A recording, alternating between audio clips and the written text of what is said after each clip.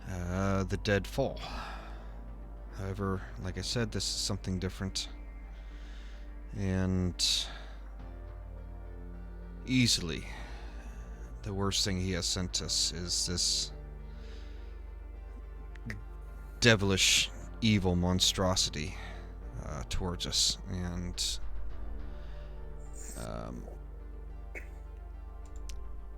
yeah, there's not much we can do. Not much we can do to stop it, unfortunately. My particular order of priests, we do find the rising dead to be, shall I say, distasteful. I am aware. It is... I feel not a coincidence that you and your companion, and she motions to Ash, who is glowing, I do not feel it is a coincidence you are here. I do not feel it is a coincidence that you are... that your aid is upon us. You give me hope in times of darkness. I am hopeful for this first time in the last couple days, so I am grateful. You are welcome to stay here for tonight, and if by the gods we make it through this ordeal, you will be welcome to stay here at any time. All right, I'll just tell her. What do I want to tell her? Your hope is not misplaced. The dawn's light will sanitize this land. As Ash looks up, and you see his eyes are just full of rage and a very, very deep blue. Yeah, I just look at Ash like, good boy. And Bastion will say, "The wet hander will save us all." Ash, as she looks at you, have you ever? She looks at you like she knows more than, like she knows something about you. Like she understands. You know what I mean?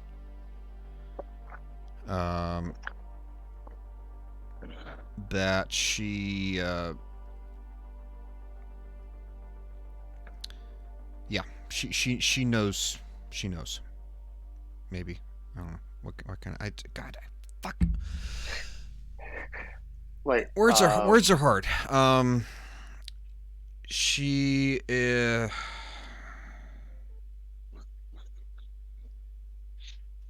like just kind of like a knowing look. Yes. Like she understands, but you get a feeling that she possibly might know more about your situation. Like this, yeah. I'll leave it there. Can I do an insight check on that? Yep. Okay.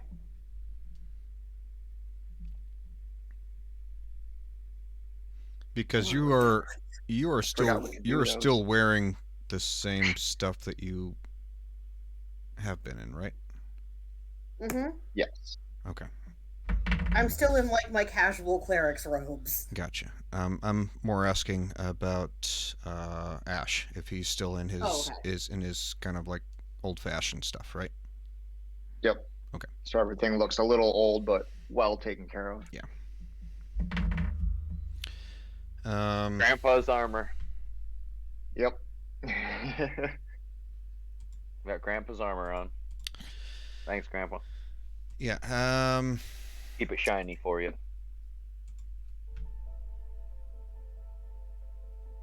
God, it's hard to.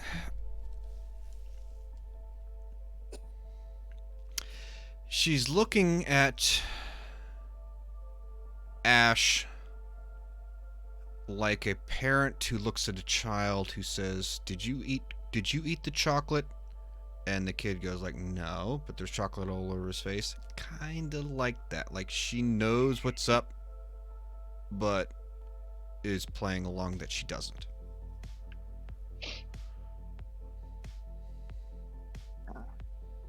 And does Ash take notice? Absolutely. All right. File that away. For, when we meet her again. Okay. A chance for some one-on-one time. Yes, there will definitely be one-on-one time if you would like it. For any, this includes any of the characters if you want to talk to either the twins or the Meryl or the dwarf that remains unnamed. But she says, well, if there is no further questions you have of me, we will, Leo will show you to your quarters for tonight. You are welcome to rest in our in the cabin lounge or in your quarters for the rest of the night. We have some planning to do, and we will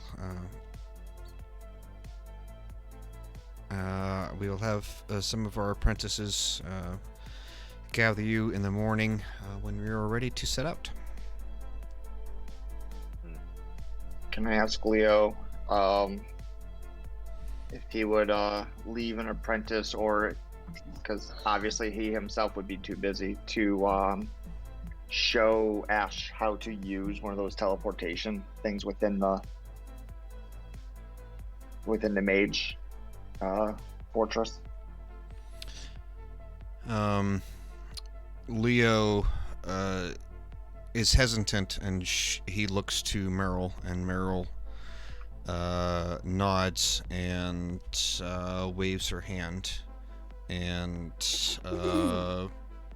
Leo opens his hand to you, and inside his hand is a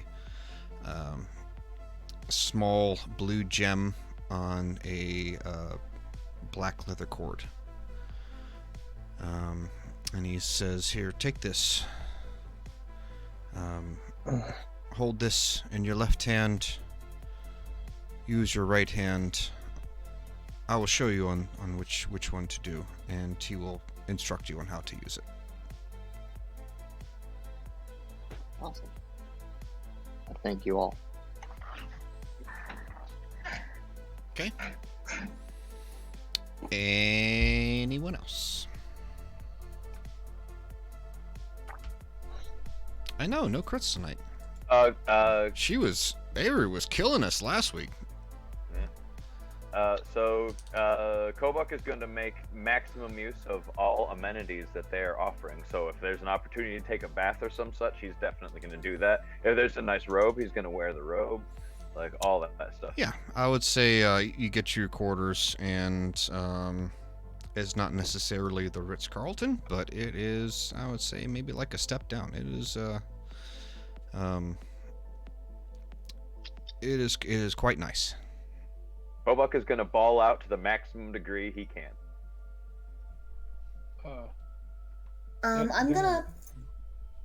I'd like to pray to Lathander for guidance.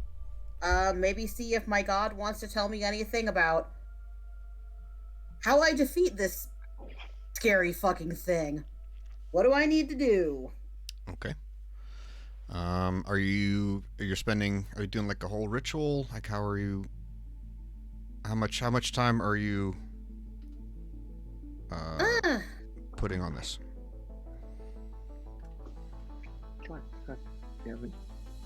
I don't know. Are you going to maybe stay as long until you get an answer? Yeah, like full transcendental meditation. Like, give me an hour or two. I'm okay with that. This guidance wouldn't work on this one, but I appreciate it. And yes, Lux, I will.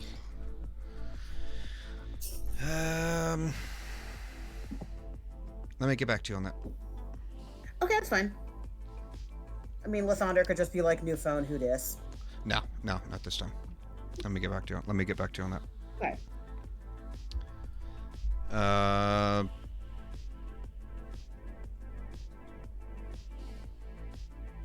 Roloro, they return your advances with a blank stare and look. Their expression and demeanor really hasn't changed, but your eyes do meet. So we'll just have to see what happens. Anyone else? Like I said, I'd like to get a little one-on-one time with Archmage if I got you. Okay. So yes, Leo sends you all to your quarters or wherever you would like to go.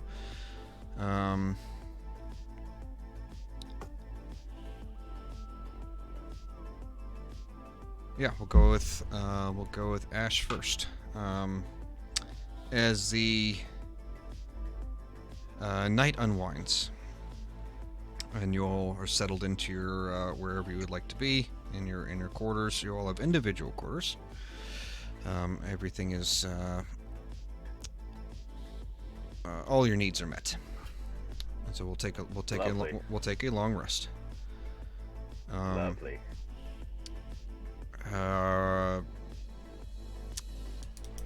Ash, as the night goes on, there is, and you're hanging out in your room, kind of probably laying on your bed, staring up at the ceiling.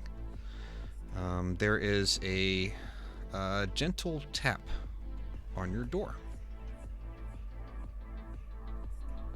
So Ash will fairly noiselessly rise and walk over and open the door. Before you is one of the apprentices. It is a young boy, about 14 or 15. And he gives a respectful bow and he says, I'm sorry to bother you, sir, but the Archmage is requesting your presence.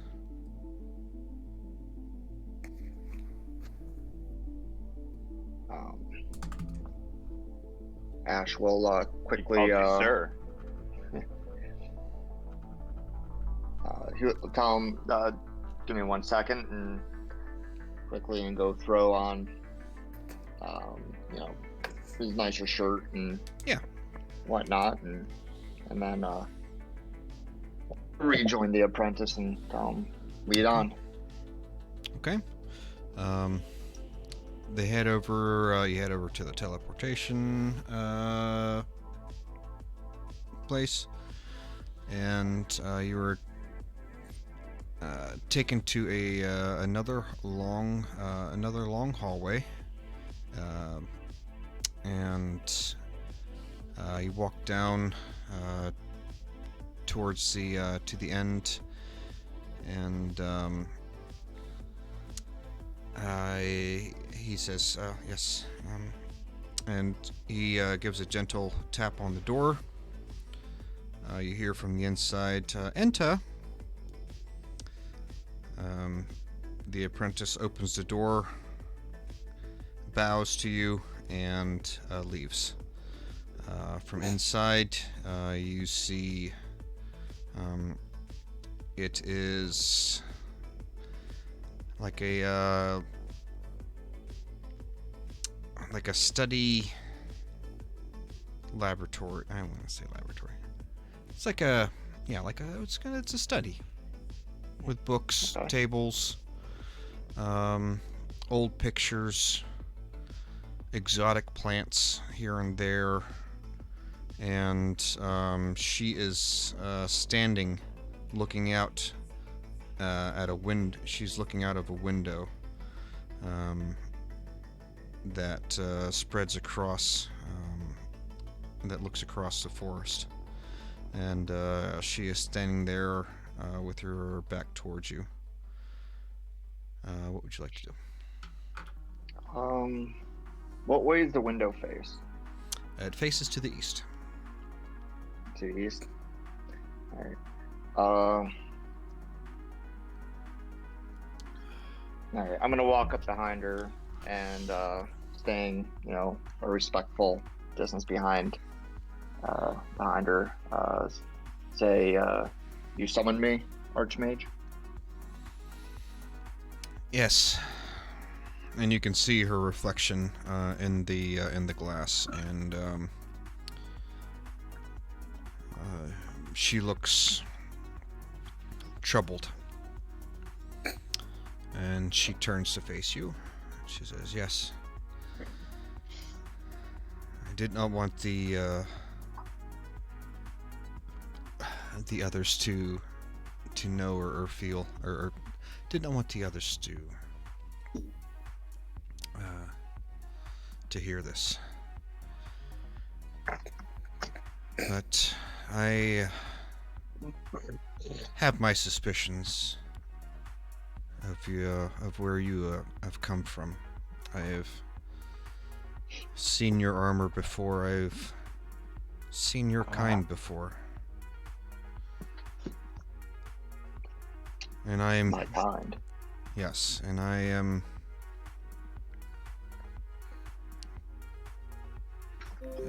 I would be lying to myself if I would not say that I am troubled that you would be going on this mission. I know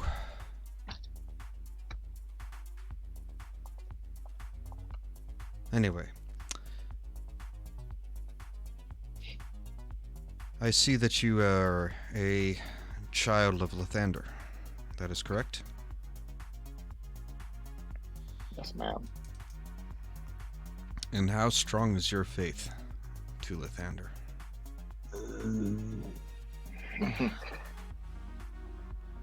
He's gonna give a long pause. And during your pause, she nods and she says, "That is my fear, my son.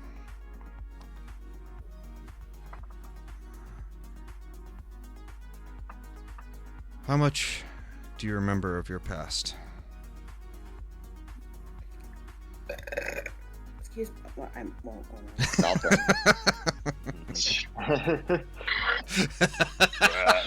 Nice. Timing was pretty excellent. Timing was I'm so fucking perfect. Oh my god. Perfect. That's great. That's what you're Oh, I'm embarrassed so for. sorry. Oh my god. There's nothing to be sorry about. It was great. I mean, This is Kobach's pretty Dungeons jealous Drinking about the Club. timing of that belt. There's a reason.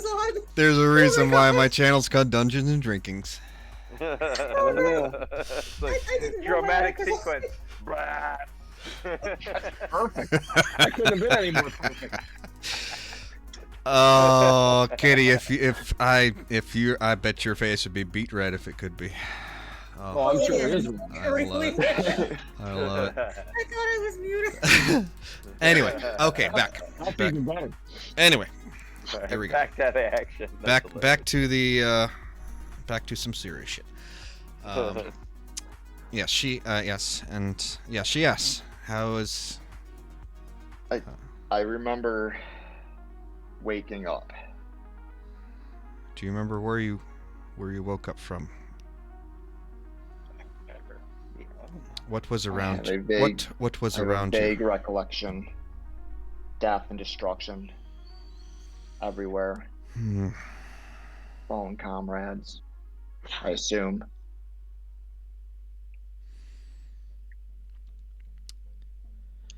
I fear, to no fault of your own, that you are on a journey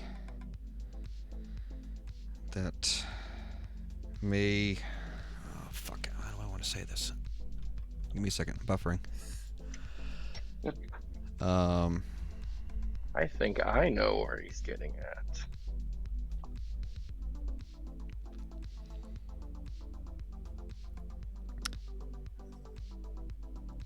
a fear, your loyalty may be compromised to no fault of your own.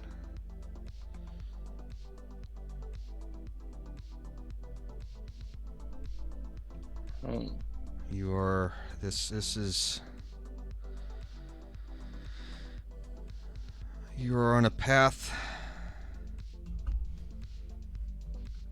that may claim your soul.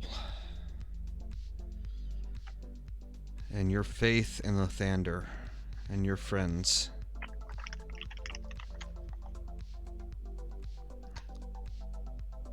will hopefully save you. Or at least hold on to your faith to your friends in Lathander, as you will need it.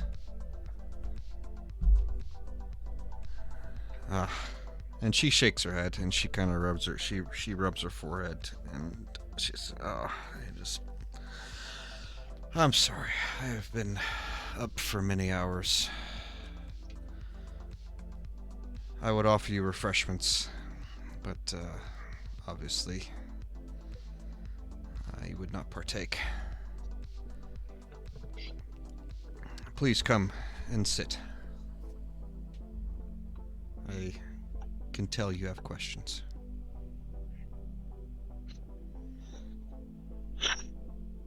So Ash kind of looks at her, a little stunned, and mechanically walks over to sit, back very straight, and looks at her. And she sits down quite elegantly, and straightens her robes. And she looks at you.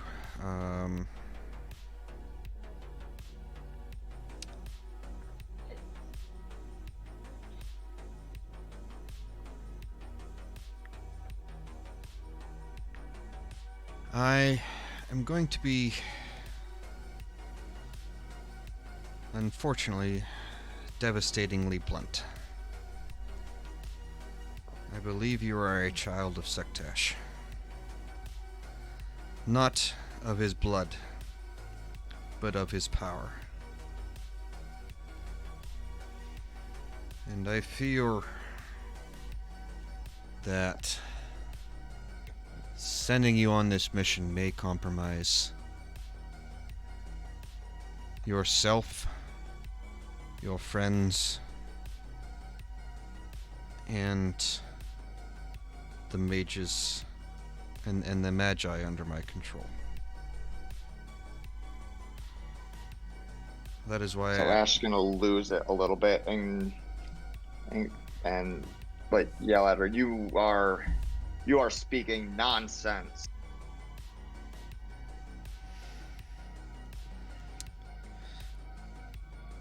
That which is evil will perish under my morning star. Suckdash is evil. How could I be a thing of his?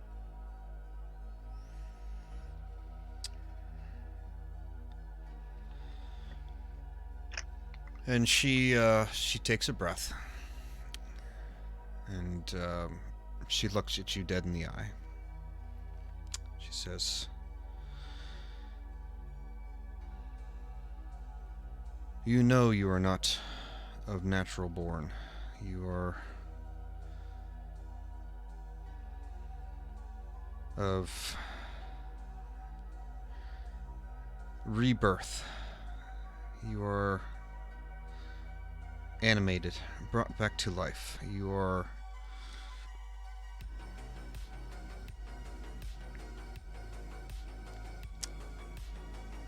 undead.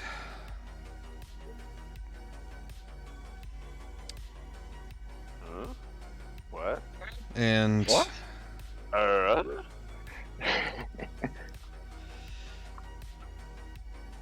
What you talking about, Wills? And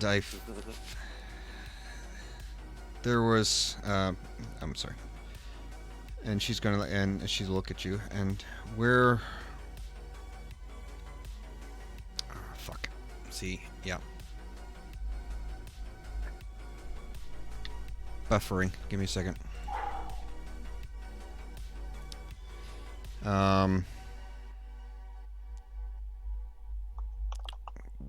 Why am I getting writer's block now?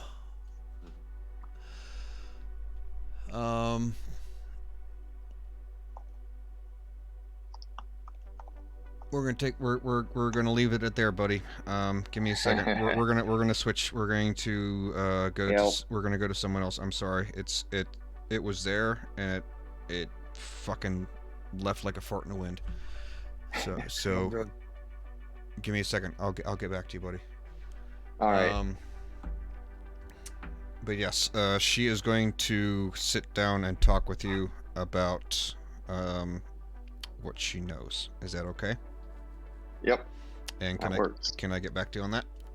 Yeah, that's okay. We'll take care of this. It happens. Yeah. It's a lot of dialogue. Yeah. I don't want to. I want to make sure the continuity's right. Okay. Okay.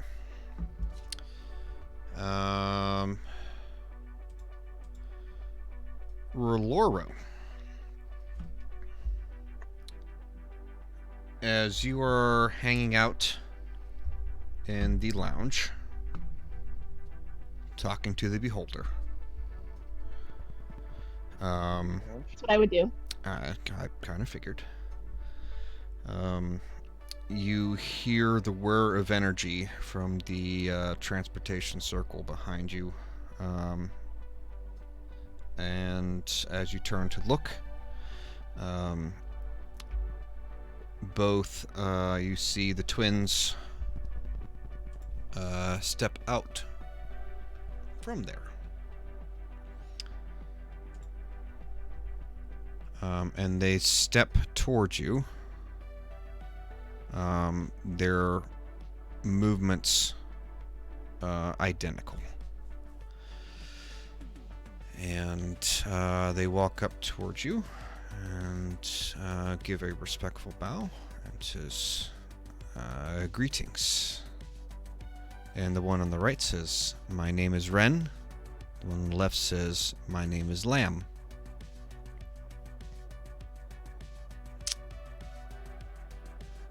Say... Yeah, go ahead. Oh. Go ahead. I'm just gonna say, sorry for interrupting. No, you're Manners. Fine. No, that's what I was. That's okay. What I said.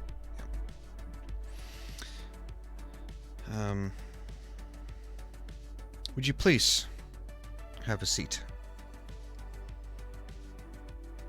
And they go and sit over on the couch next to you. And they say,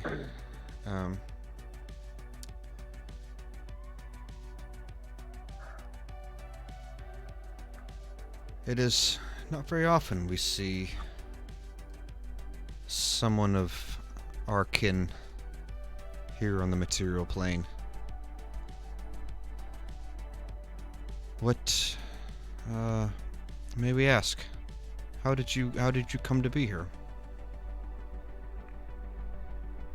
I didn't see my reflection, and I went to try to find it.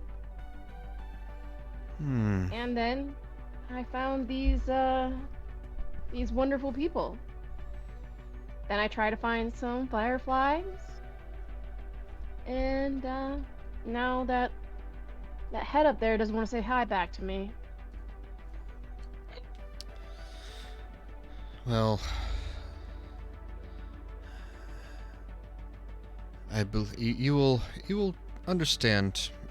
Things are a little different here on this plane from where you are from,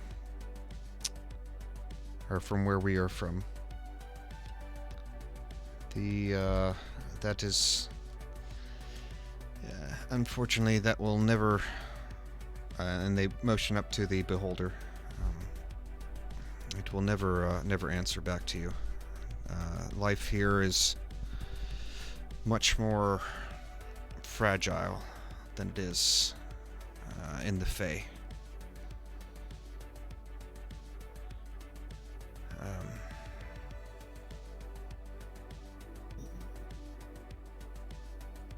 Yeah. I asked them how they got here, and if they were looking for their reflection as well.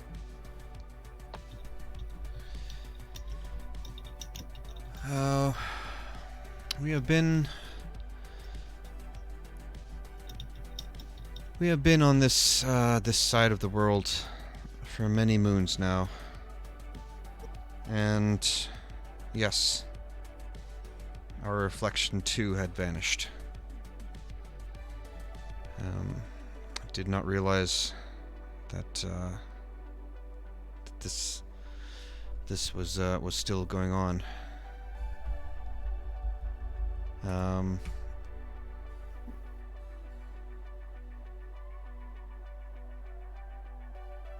Yeah. Fucking hell. I'm sorry, guys. My creativeness is not fucking working today. I think you've All been good, doing bro. wonderful. It's hour 3, bro. Yeah. Um, Yeah, you're doing great. but yes, if you wanna, Just fucking send it. Let's wing it. yeah, I know.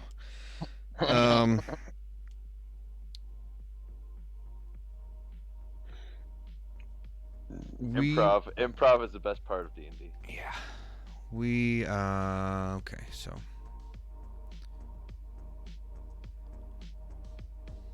we have been yeah, so are you looking for a way to get back?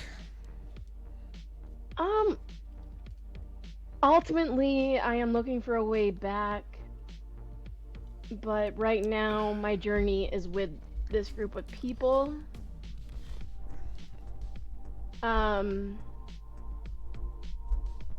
I take both of their hands and just look at them like I know who they are.